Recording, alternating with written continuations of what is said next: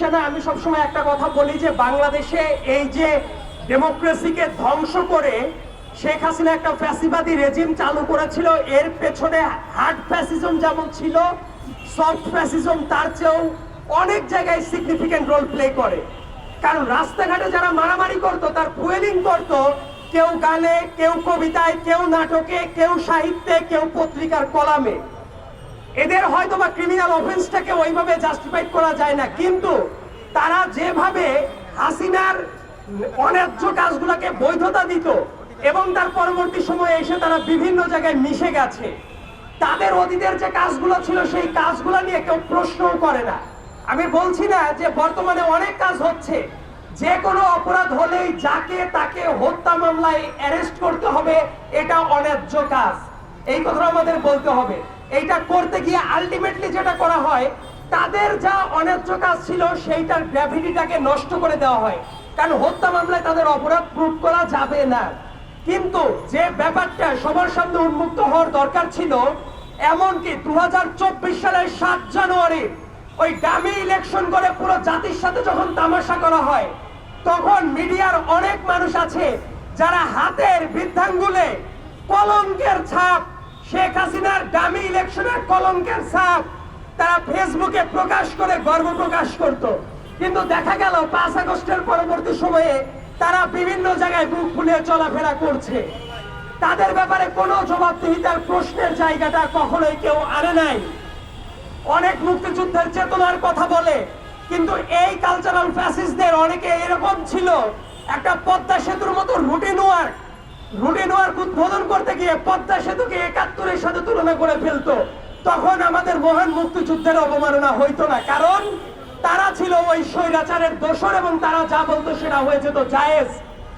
অনেক সাংবাদিক ভাইরা আমাদের সামনে দাঁড়িয়ে আছেন, সাংবাদিক ভাইদের জীবনে কি অন্যায্য কষ্ট, কি জিনিসগুলো ফেস করতে হয়েছে সেটা অনেক সাংবাদিক ভাইরা জীবন দিয়ে প্রুভ করেছেন।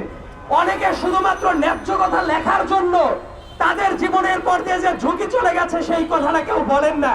কিন্তু একই সাথে আমাদের এই সাংবাদিক ভাইরা যারা জীবনের সবকিছু উপেক্ষা করে ন্যায়ের পথে, হকের পথে, গণতন্ত্রের পথে, ভোটাধিকারের পক্ষে লিখেছেন, তাদের গুম হতে হয়েছে, তাদের কখনো খুনের শিকার হতে হয়েছে, তাদের চাকরি চলে গেছে, তাদের জীবনকে শেষ করে দেওয়া হয়েছে। কিন্তু বিপরীত ক্রমে এই ন্যায্য কথা বলা সাংবাদিক ভাইদের নিষ্পেষণ করে অন্য এক ক্যাটাগরি, মানে শেখ হাসিনার প্রেস কনফারেন্সে উপস্থিত হওয়া সাংবাদিক বৃন্দ এই দেশের সবচেয়ে এলিট লাইফ লিড করত। কিন্তু তাদেরকে বিভিন্ন ক্যাপাসিটিতে দেখবেন তারা এখনো অনেক ক্ষেত্রে মিশে আছে, যারা মা মা করতে করতে শেখ হাসিনার পায়ে লটিয়ে পড়তো, সেই শিল্পীরা এখনো দেখবেন মুভি করে বেড়ায়, গান করে বেড়ায়, তারা বিভিন্ন জায়গায় মিশে বেড়ায়। ঠিক 2023 সালে 24 সালে তাদের ভিডিও দেখবেন, তারা পৃথিবীর ইতিহাসের সবচেয়ে জঘন্যতম একজন স্বৈরাচারের পায়ে হাত দিয়ে মা মা করতে করতে মুখে ফেনা তুলে ফেলতো।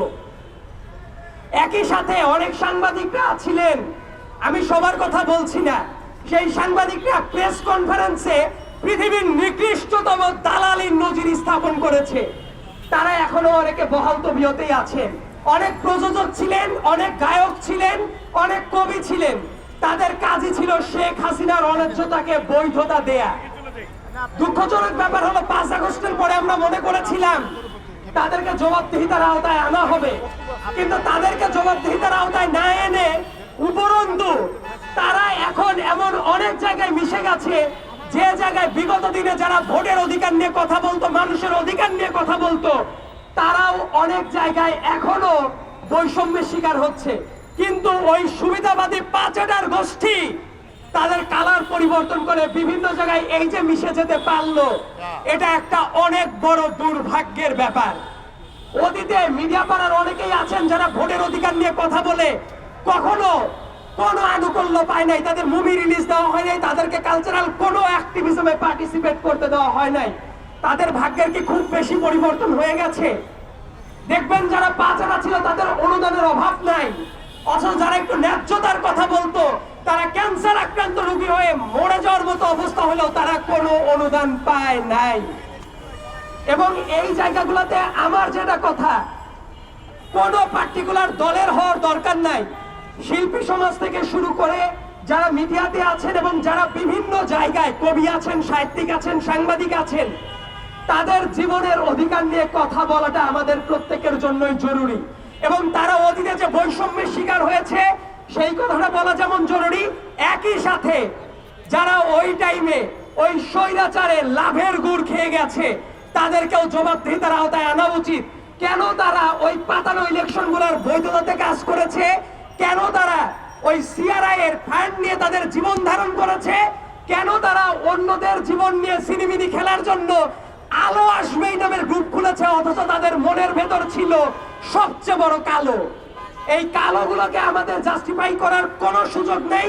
তারা যে অপকর্ম করেছে সুযোগ পেলে তারা আবার সবল মারবে। অতএব তারা অতীতে যে অপকর্মগুলো করেছে সেই অপকর্মগুলো কেন করেছে তাদের ভেতরে একটা রিকনসিলিয়েশনের দরকার আছে।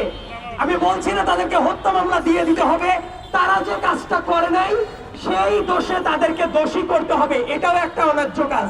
কিন্তু তারা যেটা করেছে প্রত্যেকটা মানুষেরই অনুশোচনা হওয়ার দরকার আছে, ট্রুথ অ্যান্ড রিকনসিলিয়েশনের আমাদের দরকার আছে। তাদের ভেতরে যদি ওই রিয়ালাইজেশনটা আসে তাহলে আমরাও মনে করতে পারি তারা তাদের ভুল বুঝেছে। কিন্তু দেখবেন তারা ভুল বোঝা না, তারা সময় সুযোগ পেলেই বারবার করে তাদের ওই যে আলো আসবেই না, বরং ওই যে তাদের মনের ভেতরে যে কালো আছে সেই কালো সবল মারার জন্য তারা অধীর আগ্রহে অপেক্ষা করে। এই জন্য সবার সচেতন হওয়াটা জরুরি। কিভাবে একটা সফট ন্যারেটিভ তারা প্রতিষ্ঠা করত সেই ব্যাপারটা বুঝে সেই মানুষগুলো ষড়যন্ত্রের বিরুদ্ধে আমরা যদি সতর্ক না থাকতে পারি তাহলে ভবিষ্যতে ওই কালো আসবে এই গ্রুপটা আবার এসে সবল মারার জন্য কিন্তু রেডি থাকবে। সেই ধরনের দিন আর না আসুক। যারা শিল্পী সমাজ আছেন, কবি আছেন, সাহিত্যিক আছেন, গায়ক আছেন, তাদের জীবনের ন্যূনতম অধিকার নিয়ে, ন্যূনতম মানবিক মর্যাদা নিয়ে এবং সামাজিক মর্যাদা নিয়ে তারা ভালো থাক, সেই দাবি রেখে আমি আমার বক্তৃতা শেষ করছি। ধন্যবাদ।